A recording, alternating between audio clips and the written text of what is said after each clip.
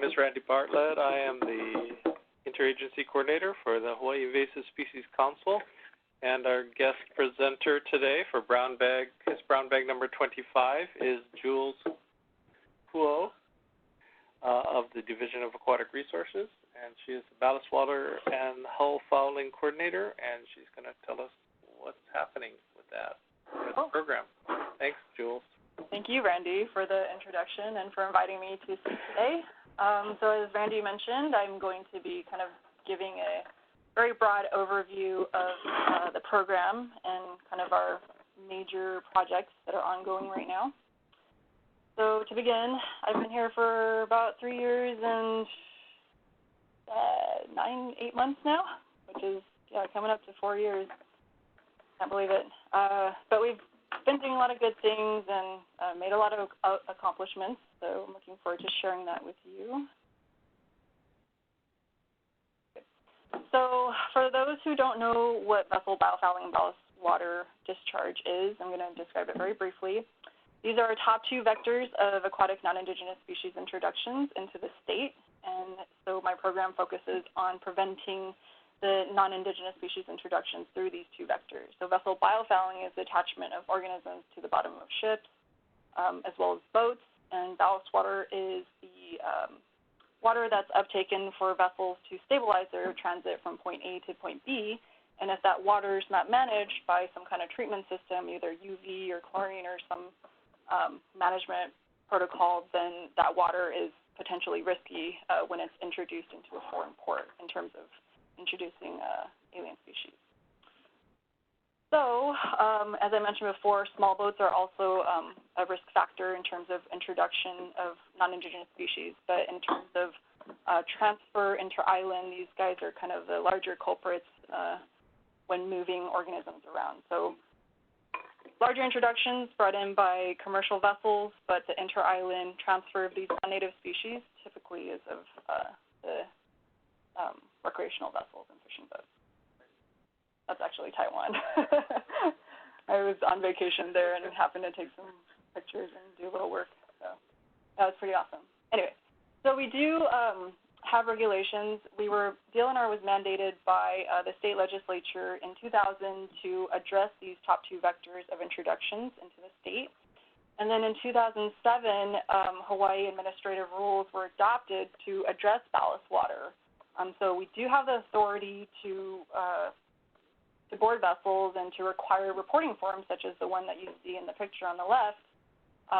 We require those reporting forms to be sent to us 24 hours prior to the commercial vessels arriving. So again, this is just specific to commercial vessels. We still have yet to address the recreational vessel and fishing vessel fleet.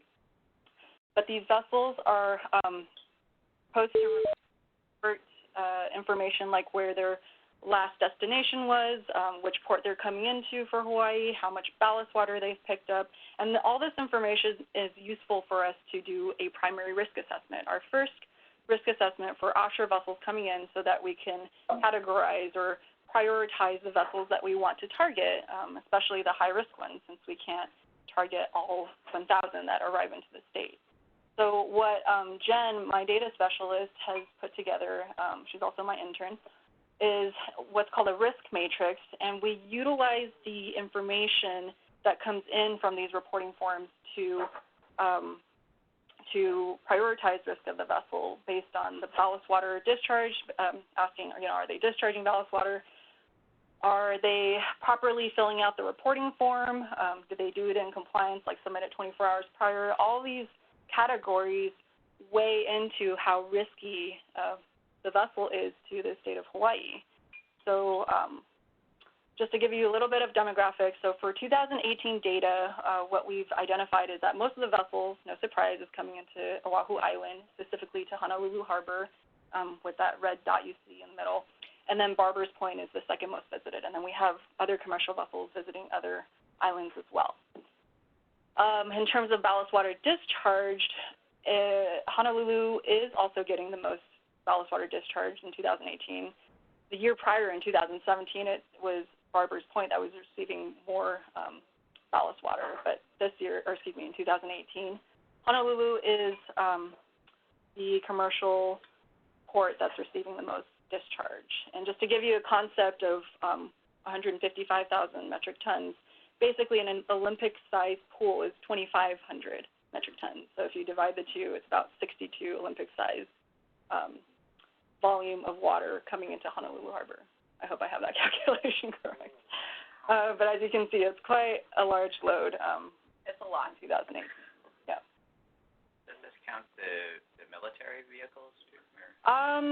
Sometimes military vessels will report to us voluntarily, but it's not a requirement. So we're going to assume that there's going to be a lot more ballast water being discharged in the state. Yep. So we're also going to tackle that issue later on, but right now we're kind of low in resources and capacity. But that is one of the action items that is listed in the Hawaii Interagency Biosecurity Plan, is to work with the military to address that biosecurity concern. So also from 2018 data, what we're seeing is that most of the vessels that are coming into the state are container vessels, passenger vessels, and ro-ros. So that stands for roll-on, roll-off, meaning they could be cars or things that you can easily roll on and off of the vessel.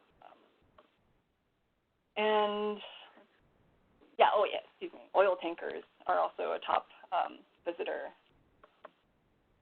And then where the vessel's coming from, they are reporting that they're coming from mostly Oceania, which is Micronesia area, parts of Asia. We have a lot of, inter-island vessels. You can see kind of the full breakdown. And kind of the take-home here is that out of the 1,000 vessels that are arriving into the state, they're pretty much coming from all over the world, bringing in various different risks. So coming back to the risk matrix, what Jen did was she put the data for the vessels that discharged ballast water into the risk matrix, and we analyzed that data, and what we popped up with is the set of categories for the different vessels from 2018 that discharge ballast water.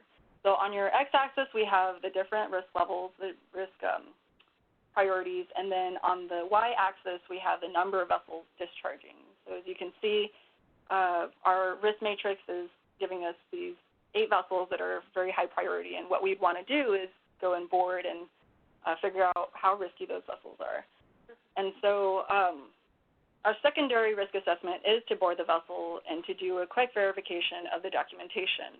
And if that all doesn't check out and we're continually concerned, we would move to tertiary assessment, which means we would go and test the ballast water, potentially test the sediment, and look for compliance there against the U.S. Coast Guard requirements.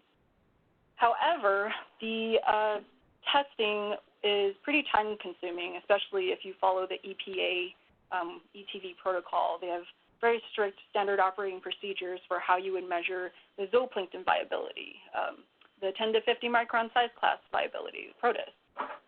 And they cost a lot of money, the equipment, to measure those things. They cost a lot of manual labor and very time-consuming to train people to do this sort of thing, and there could be technician error. So we're looking to other avenues to be able to substitute for these really challenging protocols that, we don't have a full team to address for measuring zooplankton and phytoplankton and other protists. The other alternative to measuring, viability is what's called rapid ballast water assessment tools. They're commercially available, as you see one pictured here on the slide. We tested or validated this system to see how reliable it was, how user-friendly it was in comparison to the EPA ETV standard operating procedures for measuring a specific size class. And what we found was really great things about this rapid assessment tool, but there's also trade-offs too, because this one only captures the 10 to 50 micron size class. So to take a step back, the U.S. Coast Guard requirements or biological compliance standards are composed of 3 different size classes: the zooplankton greater than 50 micron organisms, and then we have the 10 to 50 micron protists, which include like little tiny microscopic algae. These things you can't see with your naked eye, you have to use a microscope. And then we have the indicator microbes, which include E. coli, enterococci, and Vibrio cholera, 2 different types of strains. Coming back to the rapid assessment tools, what these things are useful for is pretty much increasing the flow of the work and the return of the results, right? So this rapid assessment tool is able to give us kind of proxy results in 10 minutes max. So it's real fast as compared to the standard operating procedures, which take hours and sometimes days to return a result. So that's the benefit to these things, as long as they're actually reliable, right, for what you want them to measure. Again, this is just for the 10 to 50 micron size class. And then we've just received another rapid assessment tool commercially available that we're wanting to validate, again, against the EPA, ETV standard operating procedures for measuring viability in those different size classes. So we haven't begun that yet, but we're hoping to start that project as soon as we reinstall our lab. We've had some reconstruction down at Sand Island, so our lab was kind of taken apart. How much do those cost? That's the other trade-off. They're quite expensive.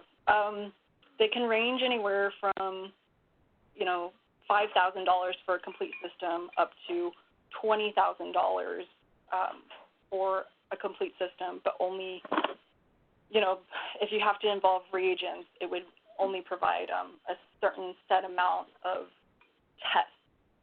So, for example, on the left side, everything is self-contained. You don't have any reagents. You don't have anything. All you got to do is take a sample of ballast water, put it into a cuvette, put it into your instrument, and then that's it. You get your answer, which, again, is relatively reliable for that one size class. The system on the right is composed of various different reagents, has many, many steps. So there could be potential technician error along the way. That's something that we're also going to be assessing during this demo testing validation project. So yeah, it really varies, and there's different markets for different systems. It just depends on what the agency wants, and what I would prefer is definitely something that would be able to be rapid and measure across the 3 different U.S. Coast Guard biological compliance standards. However, that also comes with, you know, the